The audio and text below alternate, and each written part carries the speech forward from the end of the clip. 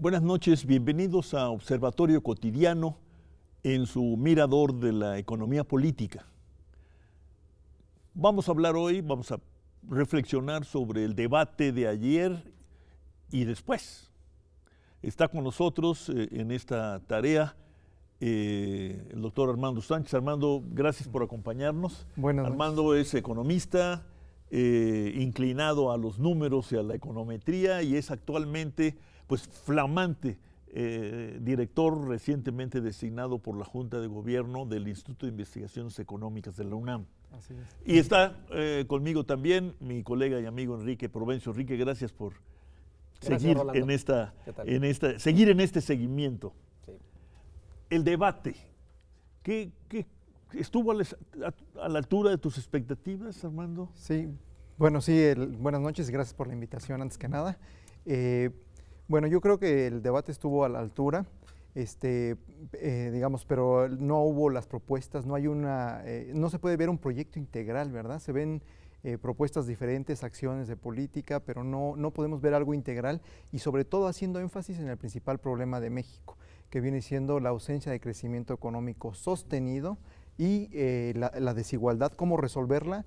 Eso creo que todavía no se ve una estrategia o no se discutió a profundidad cómo resolver eso. Echaste de menos. Sí, claro. Todos hablaron de crecimiento y casi Exacto. diría, pues todos dijeron que sí, que había que crecer, nadie dijo cuánto. Exacto. Pero luego como que se diluyó en una miscelánea de asuntos no baladíes, importantes. Pero yo lo que sentí, que me quedé sin centro, pues, sin eje para seguir la discusión. Enrique. Voy a empezar con una ligera discrepancia con la frase inicial del doctor Armando Sánchez, porque me parece que el tercero, el segundo y el primer debate estuvieron por debajo del nivel de la discusión pública y por debajo del nivel de conocimiento disponible. Y voy un paso más adelante. El tercer debate en la campaña presidencial estuvo por debajo de las plataformas de las coaliciones y por debajo de los planteamientos más técnicos que las coaliciones han venido haciendo durante la campaña. En pocas palabras, estuvieron muy por debajo de lo que sabemos y de lo que está documentado en el debate nacional. Y de lo que supuestamente saben ellos. Así es. Coincido con Armando, no aparece una propuesta coherente de estrategia de desarrollo, pero tampoco aparece un planteamiento consistente, orgánico, sobre cómo conducir al país, a este país, una economía, una sociedad democrática ubicada en este capitalismo, en esta economía, hacia una economía funcional, más próspera, más dinámica. Y me temo que lo que resta de la campaña no va a dar tiempo, y lo cual me abre un interrogante. ¿Por qué la deliberación política mexicana se encuentra en este nivel? ¿Qué es lo que está asolvado? ¿Por qué la deliberación política estelar? Así le llamamos ahora, el debate presidencial, le llamaban ayer los animadores o facilitadores, ya no sé cómo llamarlos. Y por ejemplo, yo estaba viendo esto que hicimos posible un grupo de mexicanos, muy diferente, plural, y que logró una respuesta en términos de tamaño por lo menos adecuada de parte de los candidatos presidenciales. Y se publicó por el Universal, el Grupo Milenio, MBS, el Informador de Guadalajara, Pulso de San Luis Potosí. Bueno, uno diría, esto salió hace 10 días, ya circuló el lunes antepasado, por los periódicos que mencioné, y está en las páginas de todos ellos y de MBS. Bueno, uno diría, esto apunta a una deliberación más sistemática, más intencionada, incluso más malintencionada. Anteriormente nosotros, tú colaboraste con esto, publicamos el informe sobre el desarrollo de México dedicado a formulaciones, propuestas estratégicas.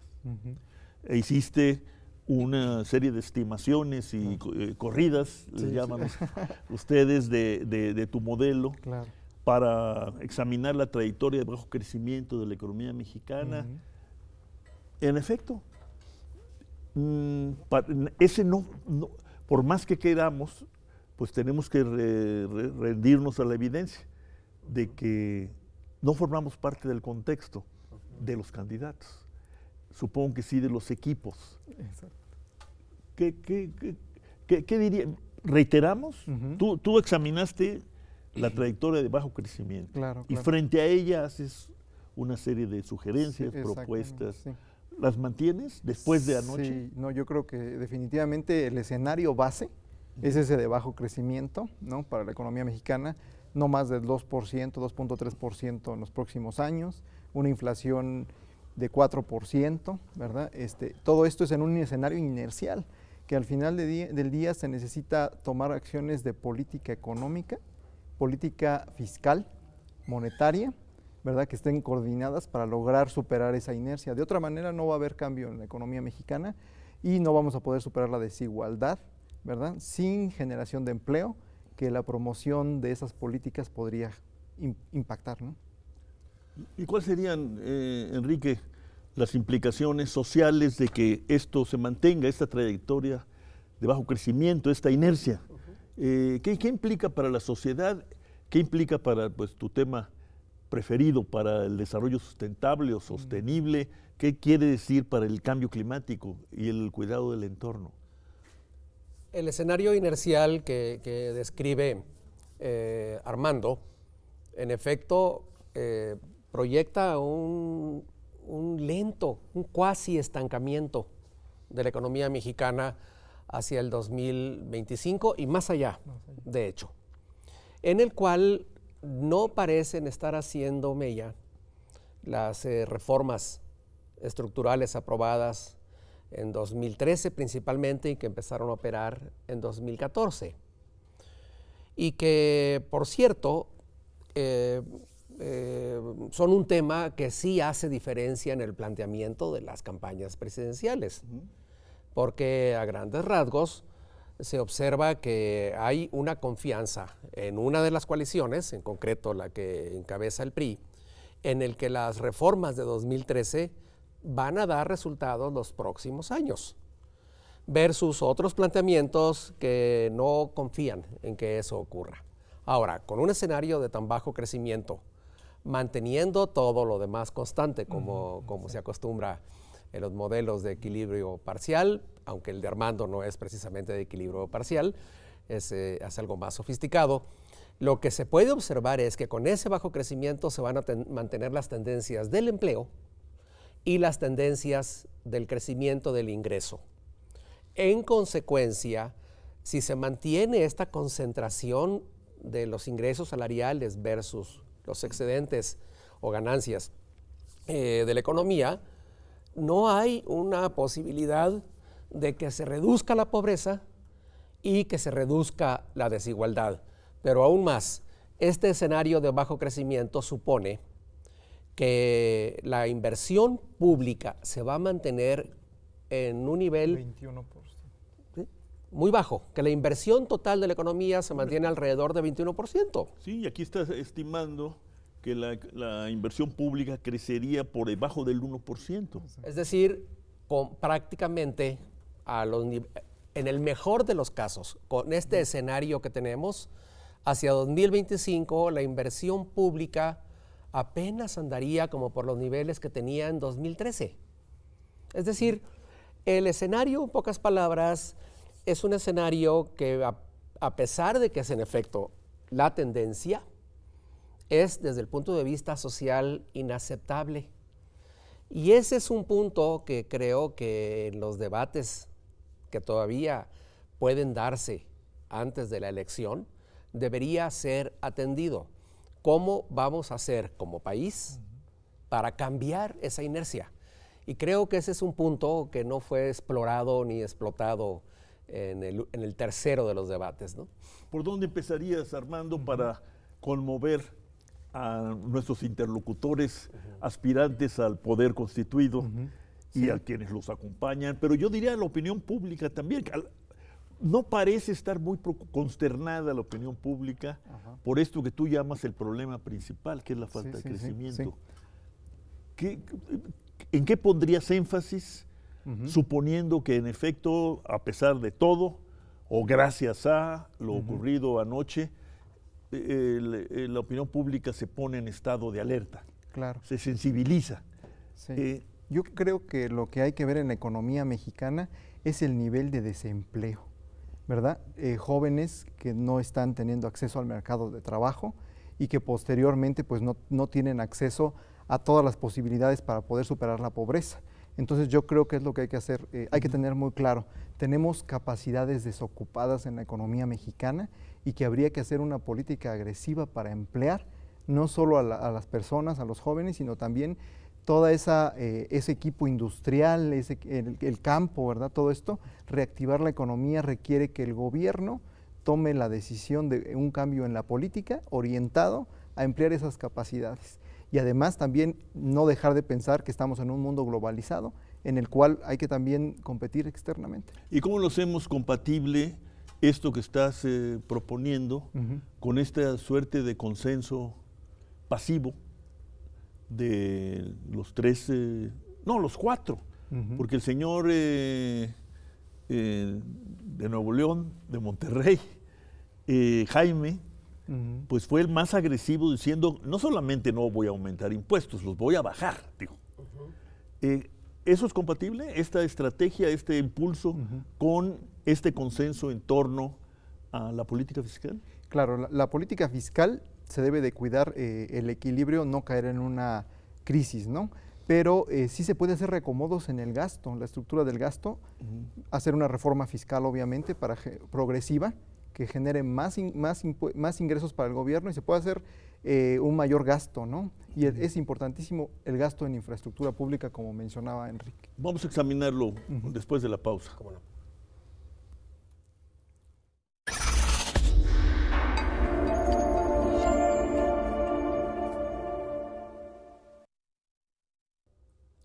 Si se puso, digamos, para después en pausa el tema que para Armando es el tema central, un crecimiento mayor al que hemos tenido, que requiere de políticas, nos ha dicho, y inscribimos esto en el consenso pasivo en torno a lo fiscal, ¿qué nos queda, Enrique? En efecto, se advierte un consenso pasivo, dices tú, y yo agregaría, y así lo hemos platicado, también un consenso elusivo. Porque hay razones, y son comprensibles, por las cuales en una contienda electoral se eluden temas antipáticos. Y uno de los grandes temas antipáticos en este país es el hecho de que tenemos una carga tributaria vergonzosa, que tenemos una carga tributaria que históricamente ha sido baja, es cierto, y que a pesar de las mejoras que hemos tenido en los últimos años, se encuentra muy por debajo, ya no de los estándares de la Organización para la Cooperación y el Desarrollo Económico, sino de América Latina. Y todos sabemos que sin una carga tributaria más consistente, este país no va a poder financiar no solamente una mayor inversión pública, lo cual es indispensable. Pero el argumento de ayer, el discurso de ayer, si lo tuviera que simplificar al máximo, sería totalmente contrario a lo que estás diciendo. Lo que no es necesario. Y allí viene la ilusión. Es pasivo porque en efecto parece haber un acuerdo en que podemos postergar una reforma en las finanzas públicas, en la cuestión hacendaria. Y se elude a partir, en efecto, de la idea de que primero hay que mejorar el gasto. La idea no es mala. El problema es... yo creo que es muy pertinente. Es muy pertinente. O sea, claro que hay que mejorar el gasto. Y no solamente hay que mejorar la asignación y la eficiencia del gasto, sino eliminar la corrupción. En eso creo que no hay diferencia. El problema es que eso se va a agotar y se va a agotar muy pronto. Se va a agotar en el primero, en el segundo año y nos vamos a quedar en un bajo nivel de equilibrio con un gasto y una inversión pública muy baja. Estamos eludiendo no solamente esa discusión, repito, es comprensible en el contexto electoral, no es comprensible en el contexto de la responsabilidad histórica de quien gobierna este país, pero también estamos eludiendo el problema de la universalización de la salud y estamos eludiendo el problema de las pensiones y de la seguridad social. Todos sabemos que ahí está, pero todos hemos visto cómo en este debate último, pero también en la discusión nacional, son temas que estamos pateando para el futuro. Por eso digo, estamos relativamente en paz con un consenso pasivo y con un consenso elusivo. Tarde o temprano tenemos que regresar a esa discusión, pero no va a ser en automático ni va a ser solamente por el acuerdo técnico. Hay que hacerle mucha pedagogía política al tema, porque hay que recrear los consensos para poder activar, como dice Armando, la economía y utilizar la capacidad ociosa que tenemos, entre otras, y principalmente para poder ofrecer empleo a la población joven que no se está incorporando bien al mercado de trabajo. Ese es el punto. Tú partes del supuesto, Sí, reforzado por el debate, el diálogo de anoche, claro. de que la nuestra va a seguir siendo una economía abierta Claro. y de mercado, Claro, ¿no? Ese sigue siendo el eje, lo que llaman algunos el modelo, ¿no? exacto. Y ahí está el TLC de América del Norte, pero también está el señor Trump y la memoria que nos dejó de la semana, de la bochornosa semana pasada en Quebec. ¿Qué agregarías, qué enmendarías de tus consideraciones sobre las perspectivas del crecimiento a la luz de pues, estos datos que no son deslumbrantes, Claro. altamente reveladores, pero son datos nuevos, ¿no? Trump y su agresividad, la pasividad fiscal y la reiteración de que el TLC se debe mantener. Lo dijeron los cuatro, yo creo. Claro. Sí, yo creo que lo que nos está mostrando Trump es la vulnerabilidad de una política donde concentremos todos nuestros esfuerzos en un solo mercado, ¿no? Lo que se requiere es una política que diversifique, una política exportadora que diversifique, que tenga en cuenta que también el mercado interno es importante para que no estemos vulnerables ante un shock externo. Aunque lográramos diversificar el mercado de exportaciones de México, hay que tener en cuenta que el mercado interno y la inversión interna son uno de los pilares fundamentales del crecimiento económico. Entonces yo diría que hay que tomar la estrategia que se debería de seguir en este país. Estamos en un mundo globalizado, no hay que olvidarlo, lo cual nos obliga a cuidar equilibrios, pero también nos tiene que obligar, y Trump lo muestra, que hay que superar las vulnerabilidades, hay que empezar a pensar en una política que tome en cuenta que no podemos estar vulnerables y que la economía, el manejo de la economía, hay opciones y son instrumentos internos. El gasto público, política cambiaria, hay instrumentos que podemos usar. Enrique. Y agregaría el crédito, es decir, una política financiera que no solamente facilite el crecimiento de la inversión, sino que también recupere instituciones y recupere prácticas, lo cual algunos podrían decir eso no es una política contemporánea, moderna. Pues curiosamente lo es. Y como nos lo han mostrado varios, lo es en Corea del Sur, lo es en China, lo está haciendo incluso en Europa. Y eso es lo que los chinos llaman los bancos de política. Y de inversión. Y que por cierto además son municipales y estatales. Es decir, todo ese instrumental ahí está. Y siguiendo, Armando, yo diría, pues esta situación en la que estamos y ante esta nueva etapa neoproteccionista que se ha abierto y se ha confirmado recientemente, sí obliga a pensar y a darle un giro a la discusión en términos de que, en efecto, en este contexto de economía abierta y de mercado, digamos, que ya se ha conseguido, fortalecer la dinámica de inversión y de interacciones internas, de interdependencias, para evitar el gran riesgo de estar concentrados no solamente en un mercado, sino sobre todo en ciertos sectores exportadores. En efecto, y nadie desconoce el gran éxito que México ha alcanzado en esa dirección, pero como lo dijo Rodrik con todas sus letras, México es la economía más exitosa en las exportaciones y la menos exitosa en su dinámica interna.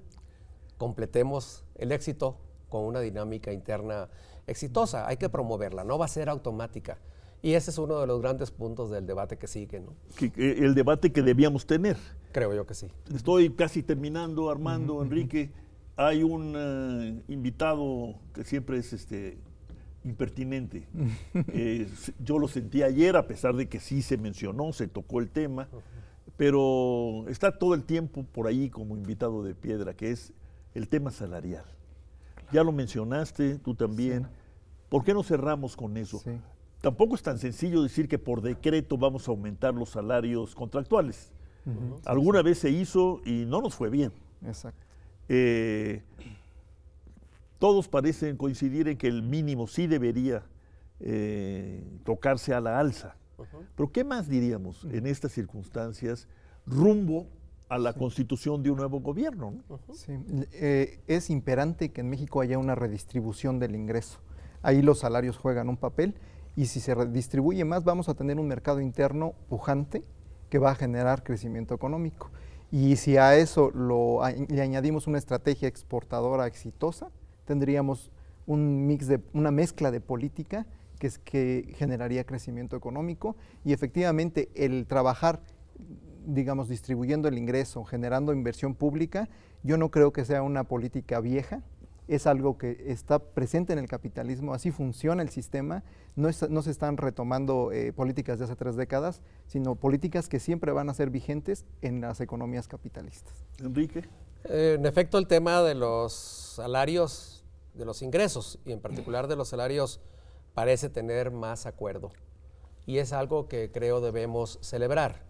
Las metas varían, pero hay un acuerdo, que hay que empezar por el salario mínimo, llevarlo a un nivel que sea por lo menos equivalente primero a la canasta alimentaria, después a la canasta de bienestar. El segundo paso es evitar que la estructura salarial se siga compactando, que el salario promedio siga bajando y por tanto llevar la meta un poco más allá para el incremento de los salarios medios. Y eso requiere reformas institucionales en varios casos. Hay que repensar el tema de la Comisión Nacional de los Salarios Mínimos. Hay que reforzar la institucionalidad, hacer más claro el compromiso y sobre todo recuperar esa discusión que en años recientes tuvimos en México, en la que se mostró que el estancamiento de los salarios no era un problema de estancamiento de la productividad, que en efecto ayudará mucho elevar la productividad. Es un tema de redistribución, de desigualdad y de superación de la pobreza. Y en efecto, si eso se cumple en los próximos años, creo que habrá resultado algo muy bueno de la discusión. Dice Enrique, hay que empezar con el salario mínimo. ¿Y qué más? Porque el salario mínimo y el salario medio, a pesar de que baja, siguen siendo pues vecinos muy distantes, ¿no? Así es. Sí, ¿Qué dirías del salario contractual? Del salario contractual. Yo creo que ahí lo que hay que generar es más empleo, porque eso va a hacer que crezcan los ingresos de las familias.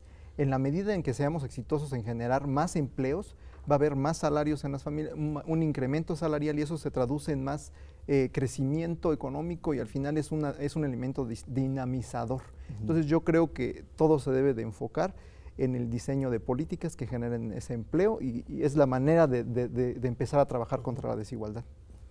Muy bien, pues retomar el crecimiento, pensar en el mercado interno, repensar nuestra inserción en el mercado o en la economía mundial y tratar de no ser tan vulnerables frente a lo que ya está ahí, lo que puede venir. Así es.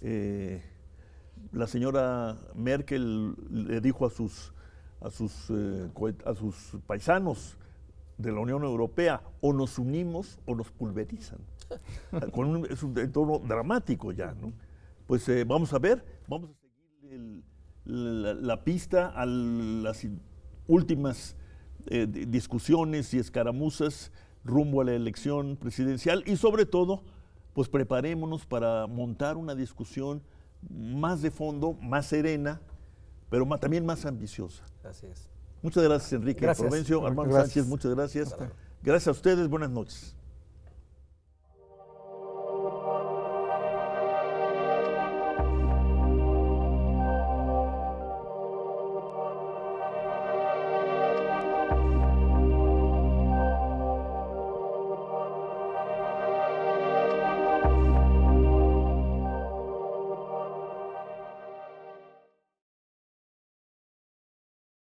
Muchas gracias por la Estuvo invitación. bien. Gracias.